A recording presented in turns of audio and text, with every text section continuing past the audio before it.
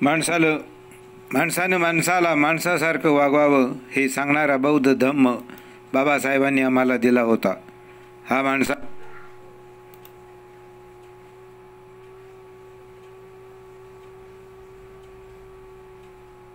माझ्यात तर तो इतका मुरला की मी मिळेल तिथे लेखणीतून माणसातला भेद काढीत होतो. माणसानं माणसाला माणसासारखं वागवावं हे सांगणारा बौद्ध धम्म बाबासाहेबांनी आम्हाला दिला होता. हा माणसातला माणूस ओळखणारा धम्म होता, माणुसकी जपणारा धम्म होता. माझ्यात तर तो इतका मुरला की मी मिळेल तिथे लेखणीतून माणसातला भेद काढीत होतो. मनात आणि विचारात सुद्धा सर्व मानव प्राणी एक आहे. माणसात आणि जनावरात फरक आहे. म्हणून माणसाने माणसाचे हित जपले पाहिजे. सर्वांना सुखाने जगण्याचा अधिकार आहे. हे तत्व मी माझ्या लेखनातून अनुसरले होते, जाणले होते.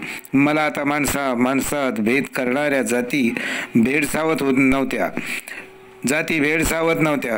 माझी विचारधारा अखिल मानव जातीच्या कल्याणासाठी जणू केंद्रित झाली होती. महार, मांग, चांभार, मुसलमान, मराठा हे भेद करायला माझं मन आता मानित नव्हतं. एका शून्यात ते अंतर्धान पावलं होतं.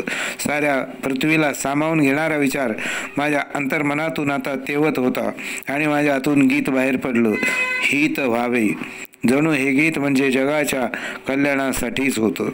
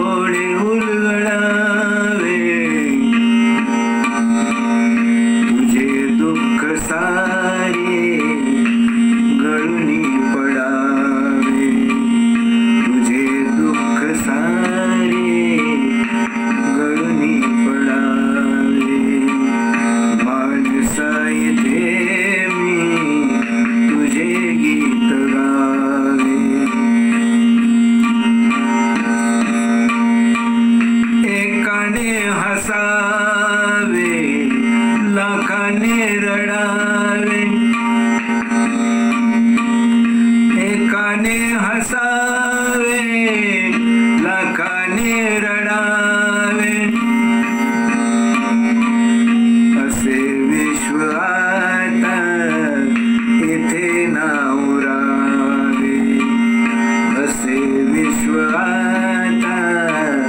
इथे नाव रावे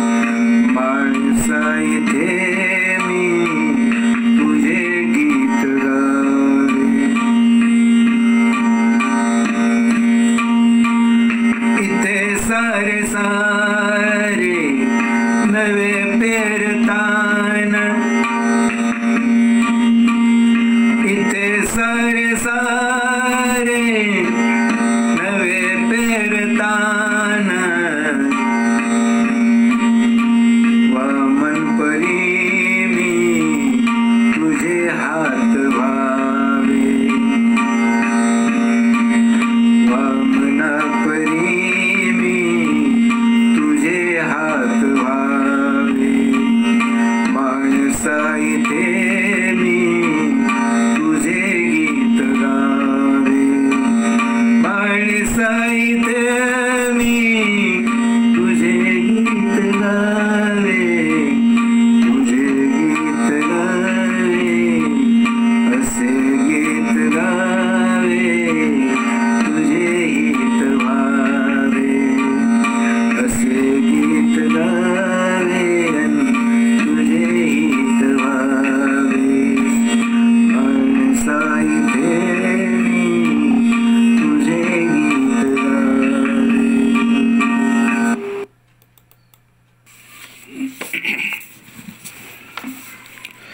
जगातल्या धर्मांचा सखोल अभ्यास करून अखेर भारतात 2500 वर्ष असलेला बौद्ध धम्म जो अनेक कारणांनी लोपल्यानंतर 1956 साली बाबासाहेबांच्या धम्मदीक्षा समारंभाने तो पुन्हा लयास गेलेला बौद्ध धम्म पुन्हा जिवंत झाला. या धरणीनं पाहिला. अनेक कारणांनी त्याला या देशातून जणू लुप्त व्हावं लागलं. बाबासाहेबांनी बौद्ध धम्म पुन्हा जीवित केला बुद्धानंतर आणि ही प्रतिज्ञाच केली की संपूर्ण भारत मी बौद्धमय करीन. समतेचा विचार म्हणजे बौद्ध धम्म. देशाची घटना लिहिताना समतेचा विचार बाबासाहेबांनी पुरेपूर रुजवला. जातीची उतरंड नष्ट केली. सर्वांना मुक्तीचा प्रकाश दिला. समानतेच्या पातळीवर आणलं. रस्त्यावरचा माणूस आणि राजमहालातला महाबलाढ्य यांना एकाच मताच्या समान अधिकाराने हे समानतेच्या विचाराचं जणू पाऊलच टाकलं. आणि म्हणून बाबासाहेबांच्या या ऋणाची ही भूमी कधीच उतराई होऊ शकणार नाही. भारतभूमी ऋणात राहील. बहुजनांनी, दलितांनीच नव्हे तर अवघ्या भारतवासियानं या ऋणांची दखल घेतली पाहिजे असं मला वाटलं आणि हे जबरदस्त गीत माझ्याकडून लिहून झालं. तेच गीत म्हणजे ऋणीच राहील धरणी सदा. आणि नव्या माणसाकडूनही याच नव्या भूमिकेची अपेक्षा मी आणि माझ्या लेखणीनं अपेक्षिली. ऋणीच राहील धरणी सदा या गीताच्या रूपानं. इतिहासात बुद्धभूमी असलेली भारतभूमी ही ऋण ठेवील हा आशय माझ्या गीताचा होता.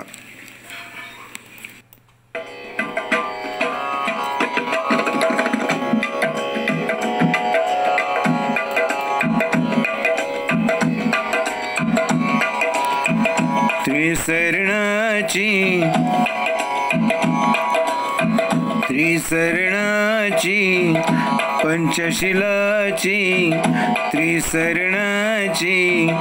पंचशिलाची ऋणीच राहील धरणी सदा.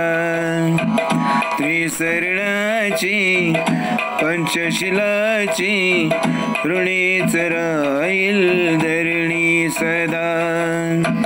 शुद्ध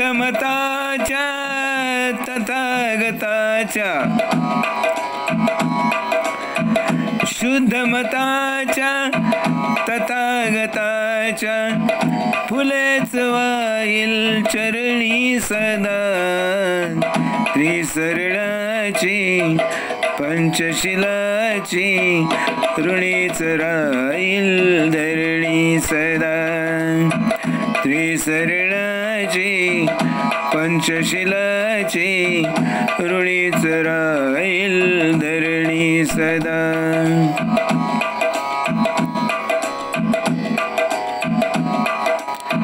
नवा शिपाई जाता जाता गीत भीमाचे गाता गाता नवा शिपाई जाता जाता गीत भीमाचे गाता गाता ठाई ठाई समानतेची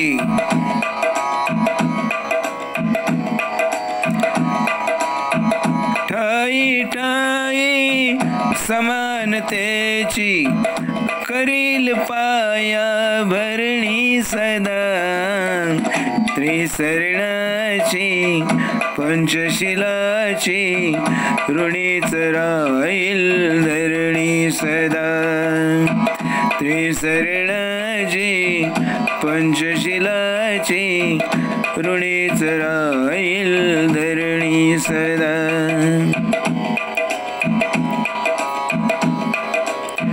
नाही तारा नीचपणाला शांती लाभे हीच मनाला नाही तारा नीचपणाला शांती लाभे हीच मनाला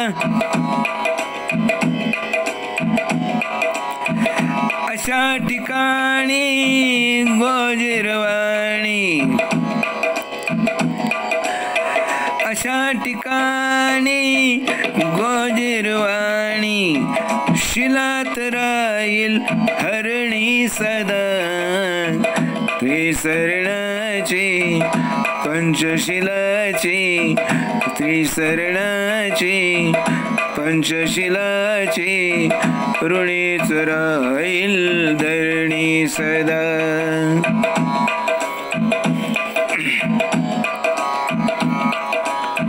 मऊ मनाचा मानव प्राणी ही सौद्याची मंगलवाणी मऊ मनाचा मानव प्राणी ही सौद्याची मंगलवाणी कधी रुधिराची नदीन वाईल कधी रुधिराची नदीन वाईल वशीच राहील करणी सदा त्रिसरणाची पंचशिलाची त्रिसरणाची पंचशिलाची ऋणीच राहील धरणी सदा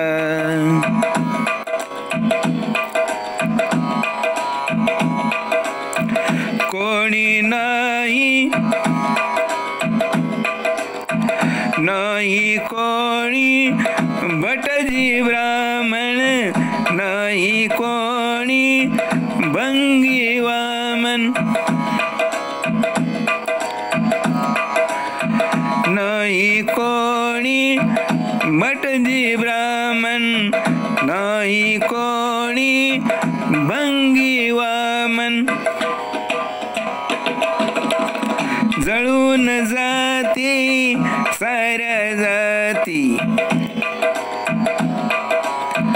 जळून जाती साऱ्या जाती नीच नीतीच्या सरणी सदा त्रिसरणाची पंचशिलाची ऋणीच राहील धरणी सदा त्रिसरणाची पंचशिलाची ऋणीच राहील धरणी सदा शुद्ध मताच्या तथागताच्या शुद्ध मताच्या तथागताच्या फुलेच वाईल चरणी सदा त्रिसरणाची पंचशिलाची ऋणीच राहील धरणी सदा त्रिसरणाची पंचशिलाची ऋणीच राहील धरणी सदा त्रिसरणाची पंचशिलाचे ऋणीच राहील धरणी सदा.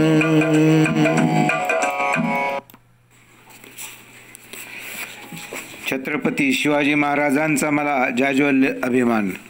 असा राजा होणे नाही हे माझं मत ठाम होतं. मी एक गीत लिहायला घेतलं महाराज आणि त्यांच्या राज्यव्यवस्थेवर, जे इतकं गाजलं की एकदा मी सोलापूर भागात गेलो असताना जाधव नावाच्या रस्त्यावर गाणाऱ्या गायकाच्या तोंडून ते गीत गाताना मी त्याला पाहिलं आणि त्या गीताचा लेखन वेळचा सगळा इतिहास मला आठवला महाराजांचा. हिंदू मुस्लिम तेव्हा आनंदाने राहत होते. असा शिवाजी महाराजांच्या समानतेच्या कारभाराबद्दल, राज्यव्यवस्थेबद्दल मला प्रचंड आदर होता.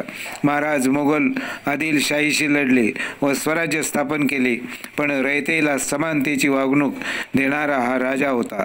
शिवाजी महाराज जातपात मानित नव्हते याचं उदाहरण माझ्याकडे होतं. सगळा अभ्यास मी केला होता. त्यांच्या सैन्यात मुस्लिम सरदार होते. सिद्दी इब्राहिम त्यांचा प्रमुख अंगरक्षक होता. काजी हैदर महाराजांचा वकील होता. नूर खान बेग सरनौबत सिद्दी हिलाल होते घोडदळाचे सेनापती. सिद्दी हिलाल होते घोडदळाचे सेनापती. इब्राहिम खान होता तोफखाना विभाग प्रमुख. दर्या सारंग समुद्रावरील नौसेनेचा सरदार अशी ती नावे होती. मौलाना हैदर अली, रुस्तमे जमानी, दौलत खान, मदारी मेहतर ही नुसती नावं नव्हती, ती होती महाराजांच्या जीवाला जीव देणारी माणसं. महाराज जाती धर्मापेक्षा कर्माला महत्त्व देत होते. त्यांनी स्वराज्यात कधी धर्माचा भेदभाव केला नाही. अनेक अधिकारी मुस्लिम होते सैन्यात. स्वराज्यात सर्व लोक एक समान होते. आजच्या काळातही महाराजांवर प्रेम करणारे शाहीर काही कमी नव्हते. शाहीर अमर शेख असेच प्रथितयश शाहीर जातीनं मुसलमान होते. सर्व जातींनी त्यांना वंदन केले. 18 पगड जातींचं दैवत म्हणजे शिवाजी महाराज. इतिहास सांगतो त्यांचे 13 बॉडीगार्ड मुसलमान होते. वाघनखे त्यांना करून देणारा रुस्तमे जमाल मुसलमान होता. त्यांचे दुसरे गुरु सुफी संत महाराज कुराणाची प्रत डोक्याला लावून द्यायचे. रायगडावर जगदेश्वराचं मंदिर बांधलं राजांनी, पण बाजूला नमाजासाठी ईदगाह बांधली. अशा राजाचा मला कोण अभिमान. त्यांच्या एकूण कारभारावर माझी लेखणी जेव्हा जिवंतपणे लिहू लागली तेव्हा मला कमालीची स्फूर्ती वाटत होती. माझ्याकडून महाराजांवर गीत लिहून झालं. आनंदाने नांदत होते हिंदू मुसलमान. आणि ते गीत मी भगव्या रंगाचे भोंडासे परिधान केलेल्या जाधव या शाहिराच्या तोंडून जेव्हा ऐकले तेव्हा मी प्रचंड समाधानी झालो. किती तळागाळापर्यंत माझं गाणं पोहोचलं होतं. आनंदाने नांदत होते हिंदू मुसलमान.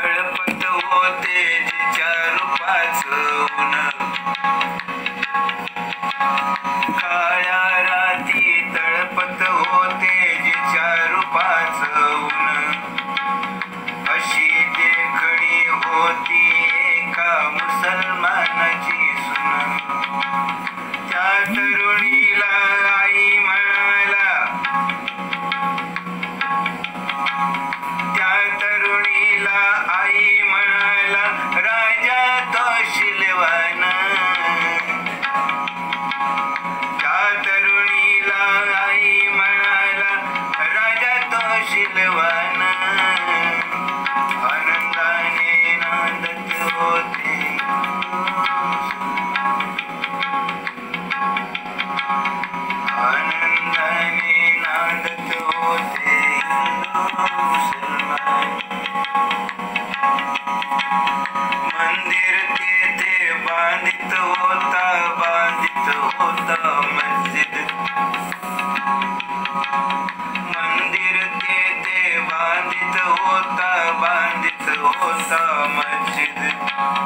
त्या शिवबाच्या चरणी झुकले सदैव माझे शिर. त्या शिवबाच्या चरणी झुकले सदैव माझे शिर. अरे अशा नराच्या पुतळ्यापाशी, अशा नराच्या पुतळ्यापाशी अजून झुकते मान. अशा नराच्या पुतळ्यापाशी अजून झुकते मान. आनंदाने नांदत होते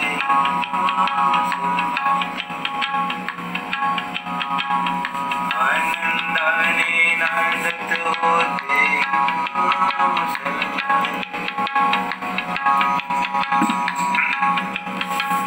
वामनवाणी शिवरायांना करतो मी वंदन. अरे वामनवाणी शिवरायांना करतो मी वंदन. मला न आवडे जात आणि धर्माचे बंधन. असाच माझा शिवबा होता माणुसकीची खाण. अरे असाच माझा शिवबा होता माणुसकीची खाण. आनंदाने नांदत होते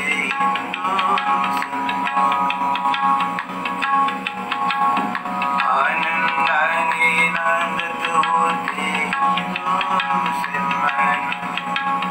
शिवरायांच्या छायेखाली मुळीच नव्हती वाण. शिवरायांच्या छायेखाली मुळीच नव्हती वाण. आनंदाने नांदत होते आनंदाने नांदत होते आनंदाने नांदत होते.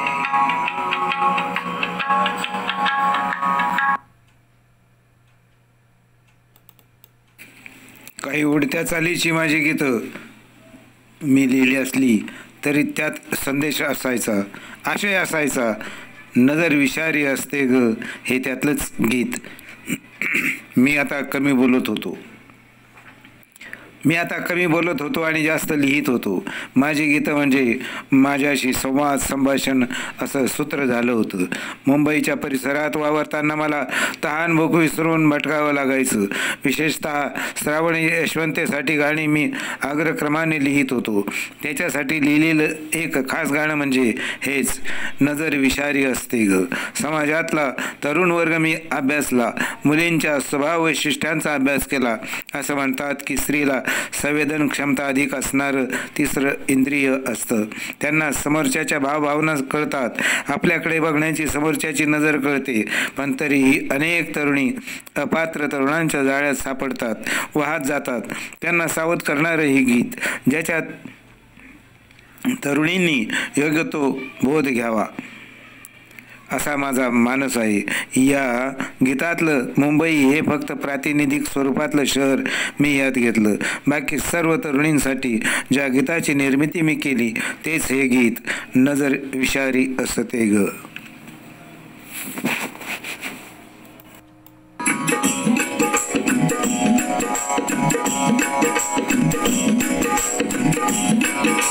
नजर विषारी असते ग या मेल्यांची, नजर विषारी असते ग या मेल्यांची. वाटते ग भीती मुंबईवाल्यांची, वाटते ग भीती मुंबईवाल्यांची. मन पाहून साधे भोळे फेकावे यांनी जाळे, बावळे जणू हे काळे, तरुणीवर यांचे डोळे, मन पाहून साधे भोळे, फेकावे यांनी जाळे, बावळे जणू हे काळे, तरुणीवर यांचे डोळे, नित करती चावट चाळे, नित करती चावट चाळे, जात जणू कोल्ह्यांची, नित करती चावट चाळे, जात जणू कोल्ह्यांची, वाटते ग भीती मुंबईवाल्यांची, वाटते ग भीती मुंबईवाल्यांची, लाखाच्या लाख तराही, सांगाव्या किती त्या बाई, कोणी पाठी पाठी येई, कोणी हळूच धक्का देई, लाखांच्या लाख तराही, सांगाव्या किती त्या बाई, कोणी पाठी पाठी येई, कोणी हळूच धक्का देई, निर्लज्ज भारी बाई, निर्लज्ज भारी बाई, जात ना बोलल्याची, निर्लज्ज भारी बाई, निर्लज्ज भारी बाई, लाज ना बोलल्याची, वाटते ग भीती मुंबईवाल्यांची, नजर विषारी असते ग या मेल्यांची, वाटते ग भीती मुंबईवाल्यांची, ऐका ग नवतरुणींनो, माझ्या भोळ्या हरणींनो, सुशीलवान गृहिणींनो, फुलवान कामिनींनो, ऐका ग नवतरुणींनो, माझ्या भोळ्या हरणींनो, सुशीलवान गृहिणींनो, फुलवान कामिनींनो, चुकवा ग भल्या बहिणींनो, चुकवा ग भल्या बहिणींनो, सावली असल्याची, वाटते ग भीती मुंबईवाल्यांची, वाटते ग भीती मुंबईवाल्यांची,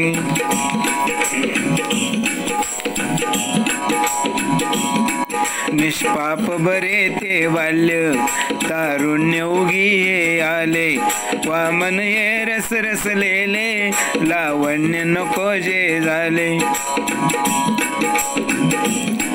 निष्पाप बरे ते बाल्य, तारुण्य उगी हे आले, वामन हे रस रसलेले, वामन हे रस रसलेले, लावण्य नको जे झाले, मज नको नवती भवती, मज नको नवती भवती, पिळाई मवाल्यांची, वाटते ग भीती मुंबईवाल्यांची, वाटते ग भीती मुंबईवाल्यांची,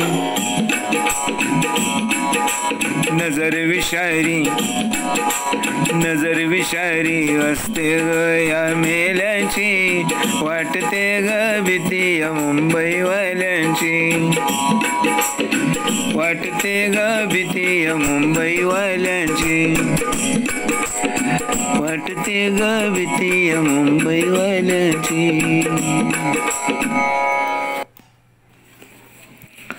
बाबासाहेबांनी मिळून दिलेल्या पददलित वर्गाला सवलती ह्या त्यांच्या जीवदानाला कारणीभूत ठरल्या. शिकलेल्यांची पोटं भरली, नोकऱ्या मिळाल्या, सर्वत्र सवलती मिळाल्या, देशाच्या तिजोरीत वाटा मिळाला, लाल दिव्याची गाडी मिळाली. बाबासाहेब म्हणत, इंग्रजी हे वाघिणीचं दूध आहे, इंग्रजी हे वाघिणीचं दूध आहे. तो जे प्राशन करील तो डरकाळी फोडल्याशिवाय राहणार नाही, तो डरकाळी फोडल्याशिवाय राहणार नाही. त्याचबरोबर त्यांनी हेही सांगितलं की शिका, संघटित व्हा आणि संघर्ष करा. परंतु त्यांना शेवटी हाही विचार व्यक्त करावा लागला, शिकल्या सवरलेल्या लोकांनीच मला धोका दिला आहे.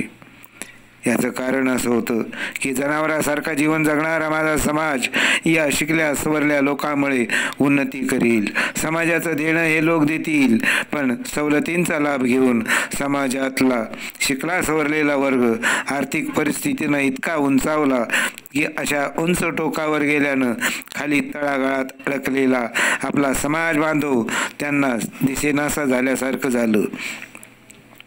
आणि हे रोज पाहून माझ्या मनाची अस्वस्थता वाढली. गाड्या वड्यातून वावरताना जणू शिकलेल्यांना मद चढला आणि बाबासाहेब उद्गारले, मुझे पढे लिखे लोगों ने धोका दिया.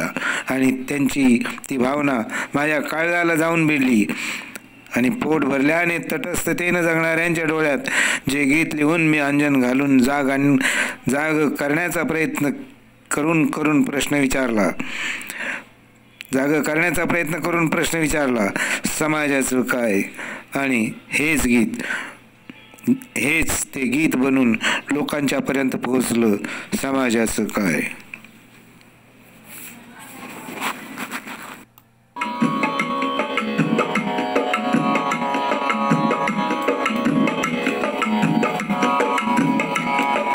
तुझ्या हाती तूप आलं, तुझ्या हाती साय,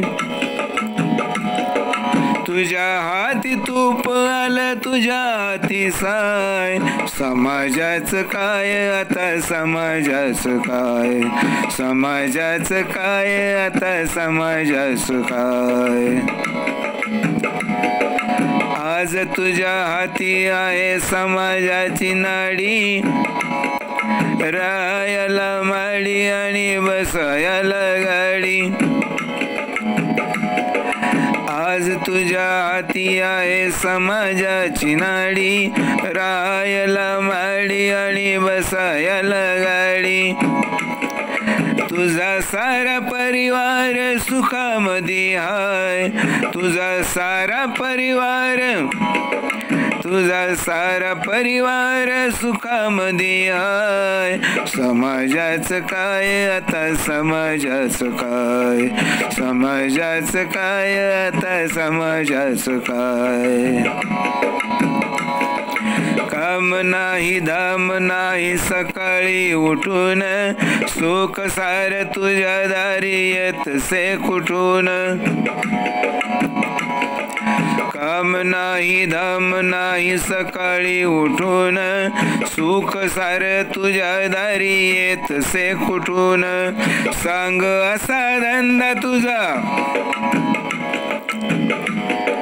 सांग असा धंदा तुझा आहे तरी काय, सांग असा धंदा तुझा आहे तरी काय.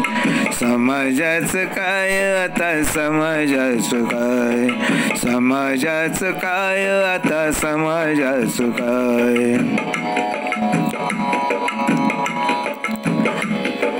हॉटेलात रोज तुम्ही जेवता कसे रे, गल्ल्यावर काय तुम्ही ठेवता कसे रे. हॉटेलात रोज तुम्ही जेवता कसे रे, गल्ल्यावर काय तुम्ही ठेवता कसे रे. रोज तुम्ही खाता कसे, अरे रोज तुम्ही खाता कसे कोंबडीचे पाय, रोज तुम्ही खाता कसे कोंबडीचे पाय. समाजाचं काय आता, समाजाचं काय, समाजाचं काय आता, समाजाचं काय. तुझ्यासाठी सार तुझ्या घरामध्ये आहे र, माझ्यासाठी घास तुझ्या हाती आहे काय र.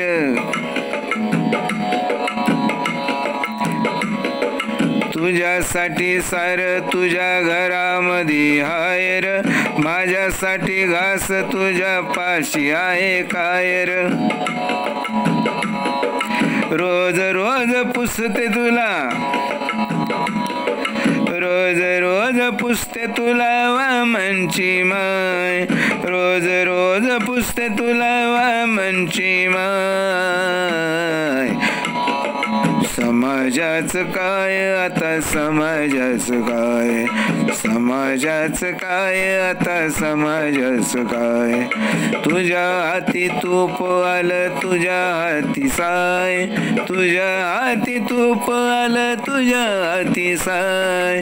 समाजाच काय आता समाजाच काय, समाजाच काय आता समाजाच काय, समाजाच काय आता समाजाच काय.